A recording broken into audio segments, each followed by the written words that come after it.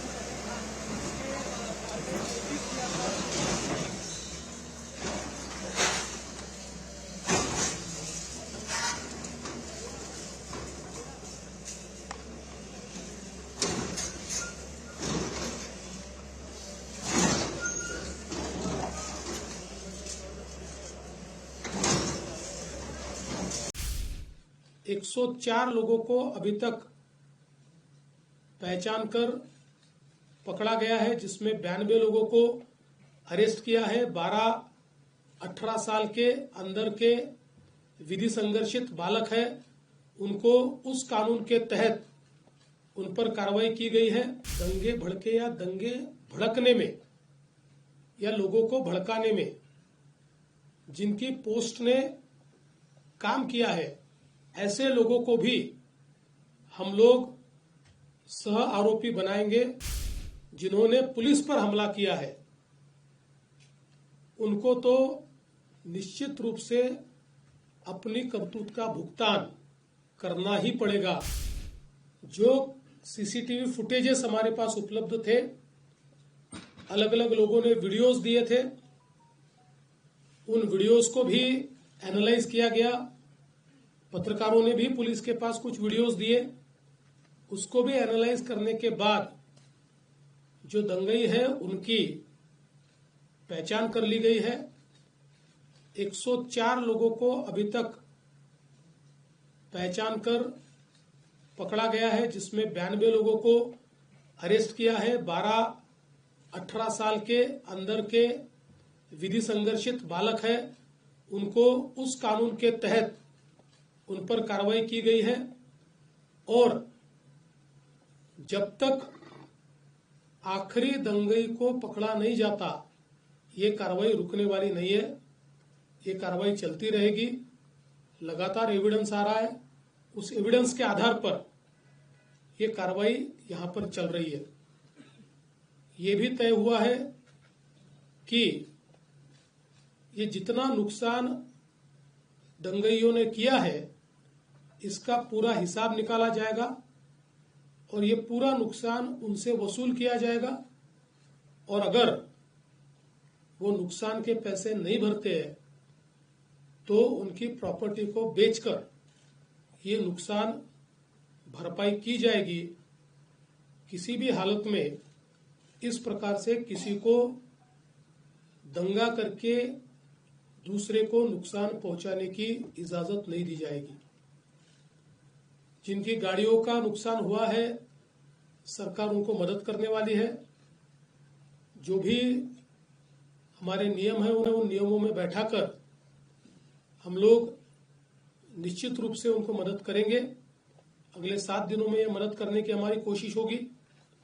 और साथ साथ जिन लोगों ने सोशल मीडिया का उपयोग करते हुए इस प्रकार के पोस्ट किए जिसके कारण दंगे भड़के या दंगे भड़कने में या लोगों को भड़काने में जिनकी पोस्ट ने काम किया है, ऐसे लोगों को भी हम लोग सह आरोपी बनाएंगे, को एक्यूज बनाएंगे और उनको भी दंगे का आरोपी माना जाएगा।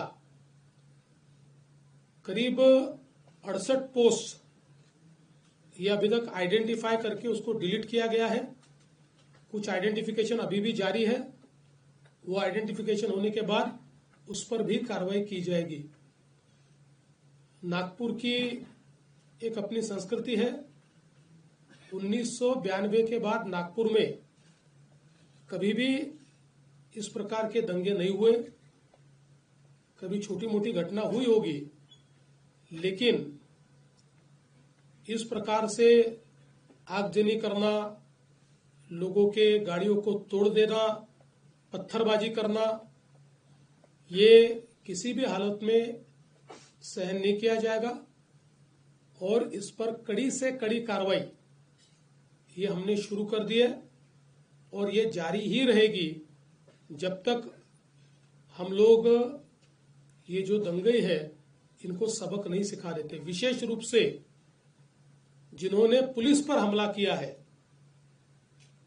उनको तो निश्चित रूप से अपनी करतूत का भुगतान करना ही पड़ेगा।